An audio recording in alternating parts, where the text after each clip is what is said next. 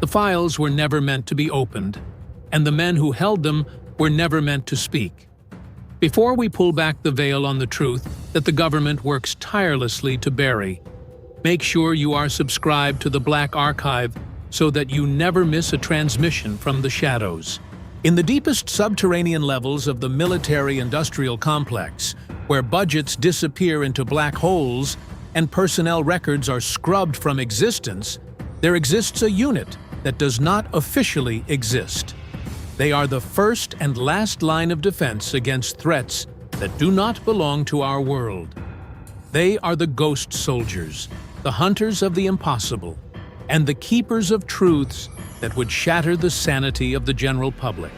To understand what they do, you must first let go of everything you think you know about the nature of our reality. It began with whispers in the cold, damp barracks of remote outposts, tales told in hushed tones by men who had seen their brothers return from the woods with eyes that had lost their light. These men spoke of creatures that defied biology, of entities that moved between the spaces of our vision, and of high-ranking officials who traded lives for access to forbidden technologies. The year was 2004, a time when the world was focused on geopolitical tremors.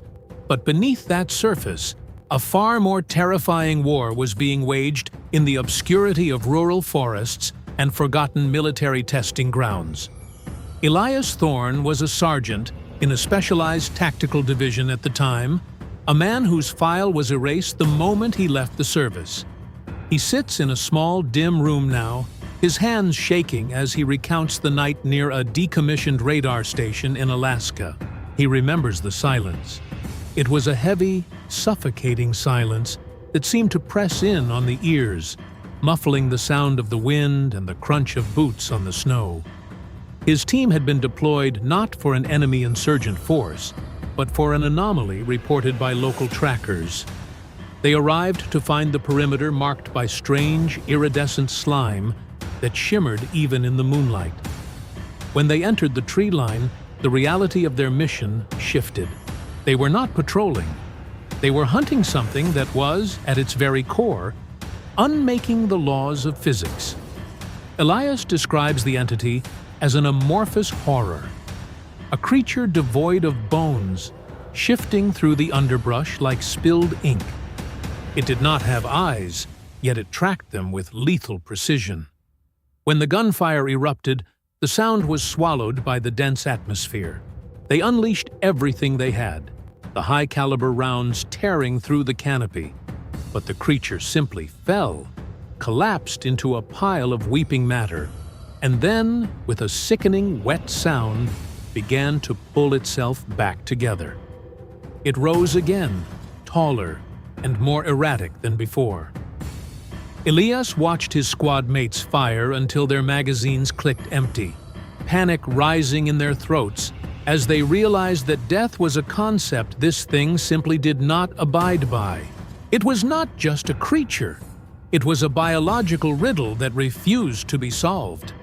They eventually managed to contain it, not by killing it, but by trapping it within a lead-lined containment unit that had been prepared long before they arrived. That was the first lesson Elias learned. The High Command knew exactly what they were chasing. They were not discovering these threats for the first time. They were managing them like livestock in a pen. The existence of this unit is tied to a series of clandestine operations that date back to the mid-20th century.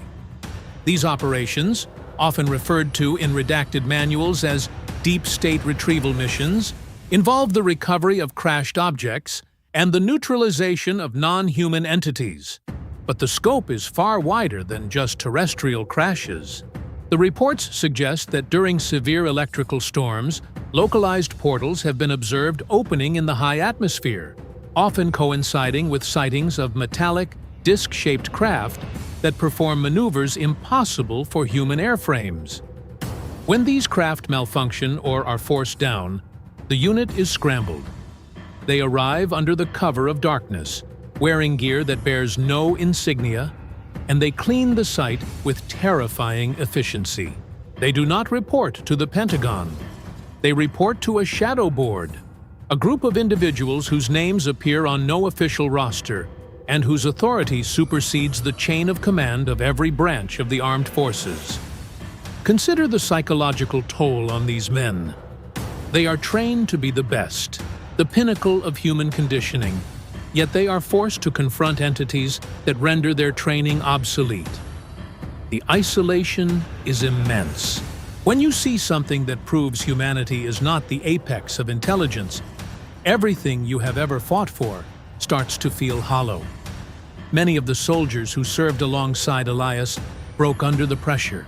They developed tremors, night terrors, and a profound sense of dissociation. When they tried to speak out, they were met with visitations.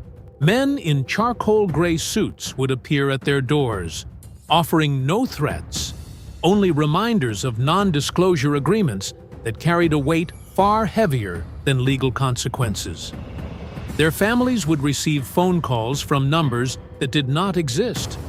Their bank accounts would be frozen, then restored, a subtle signal that their entire life was merely a digital file, open to deletion at any moment.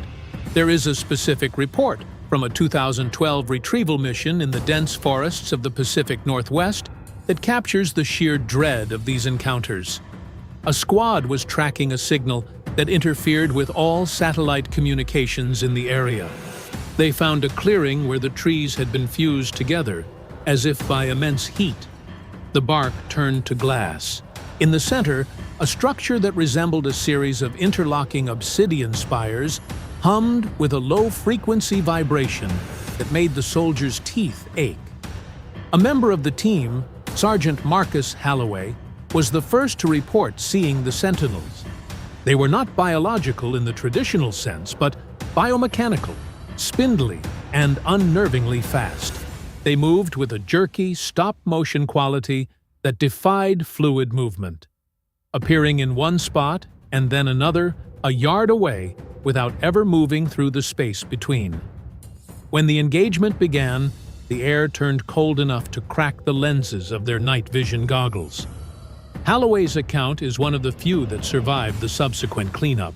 He claimed that the entities did not use weapons of fire or lead, but instead projected pulses of light that caused the soldiers' bodies to lose cohesion.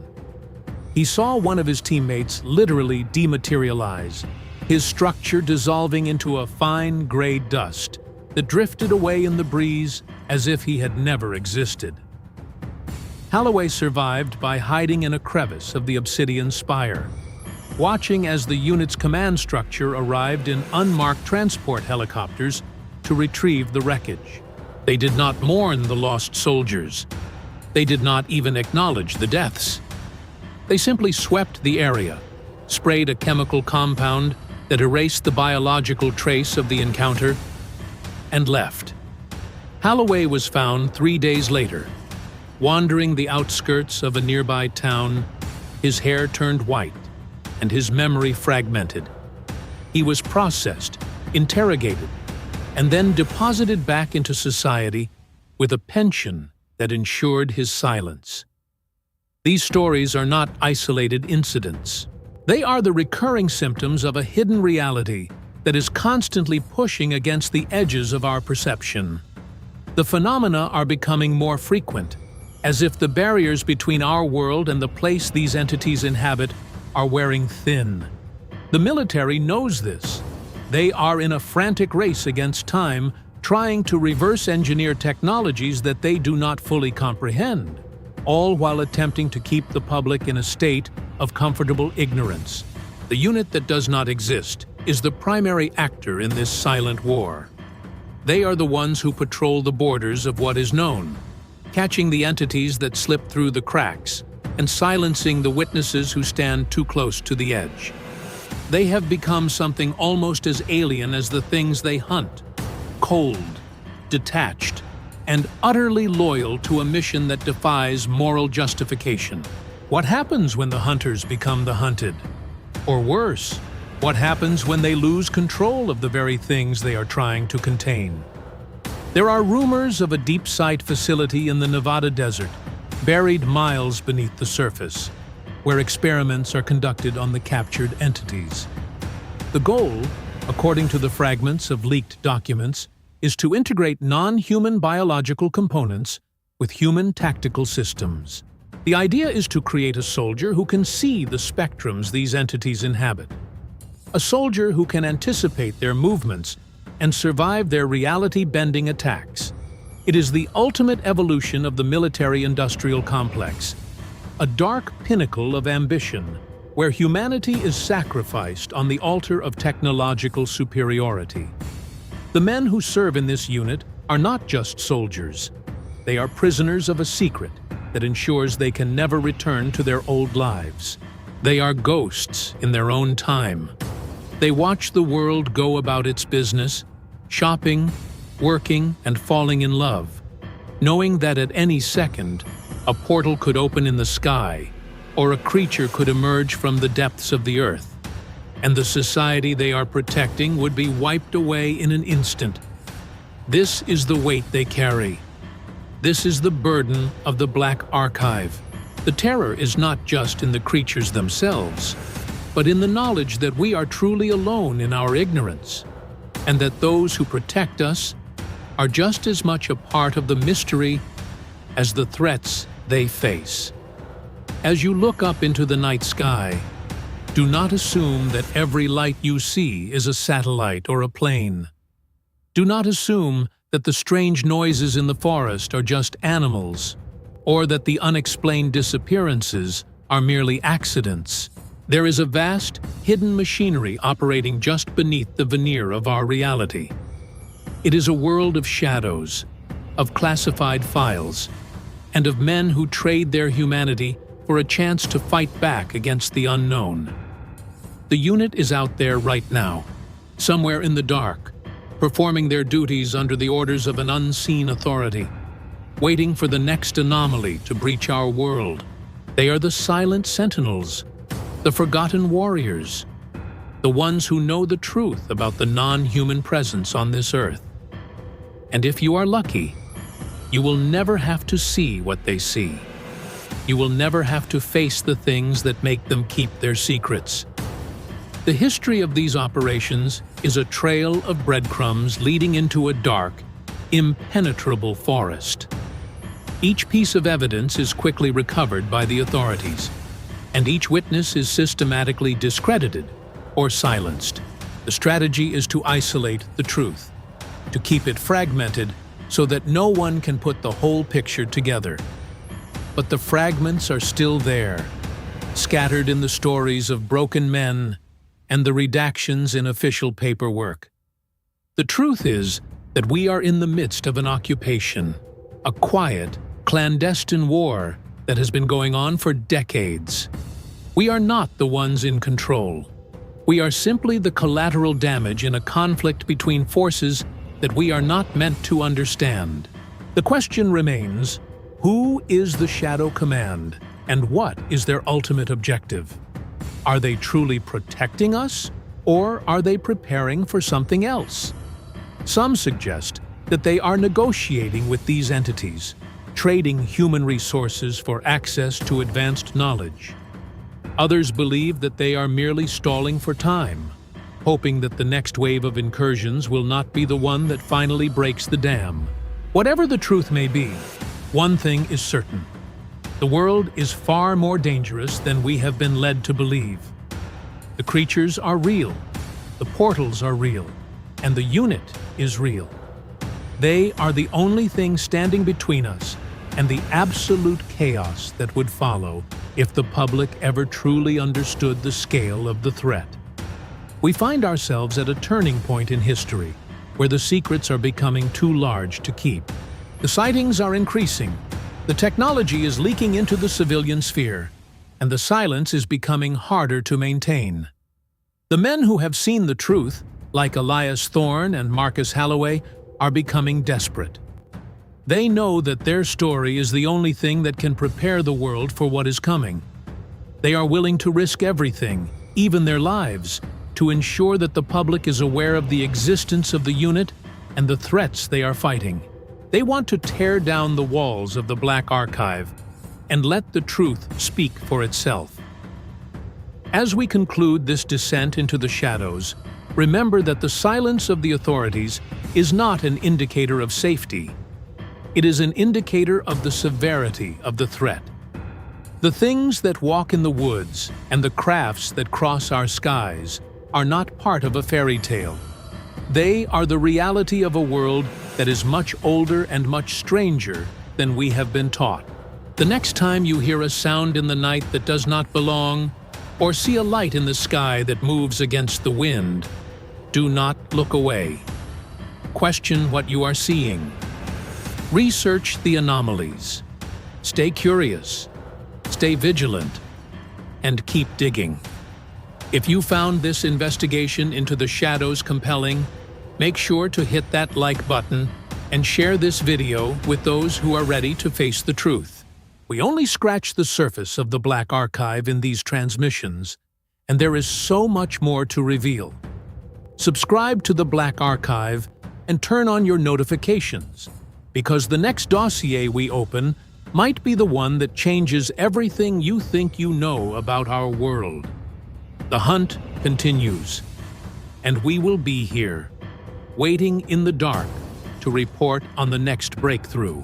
The truth is out there, hidden in the blackest folders of the most secret departments, and we will not stop until every mystery is brought into the light. Stay alert, stay safe, and remember that the shadows are always watching. Before you go, I really want to hear your thoughts on this one. I always read the comments and I try to reply to your suggestions whenever I can. So tell me down below, what city and country are you watching from? I always like seeing where people are listening from because it reminds me that these stories travel much farther than we realize. And tell me honestly, what would you have done if you were in the place of Elias Thorne, Marcus Halloway, or the men in that unit? If you had seen what they saw, would you have kept going? Would you have followed orders? And maybe the hardest question of all, would you have agreed to cover up what they witnessed, knowing the truth might be buried forever? If this kind of story stays with you the same way it stays with me, subscribe and become part of the Black Archive family. No pressure. But if you want more narrated reports like this in the future, more hidden files, more unsettling cases, and more stories that make us question the world around us, I'd be glad to have you here with us. Thank you, sincerely, for staying with me until the end. And take a look at the other narrated reports already posted on the channel, because each one adds another piece to this much darker picture. These stories were very difficult to find, and so were the fragments and sources behind them. And to be completely honest with you, we cannot verify the full truth of everything that was said here. But stories like this force us to stop and ask a question that is hard to ignore. Are we really alone? This elite squad is proof that there are many dangers in the world, and of many different kinds. We'll see you in the next file. Stay alert to the shadows.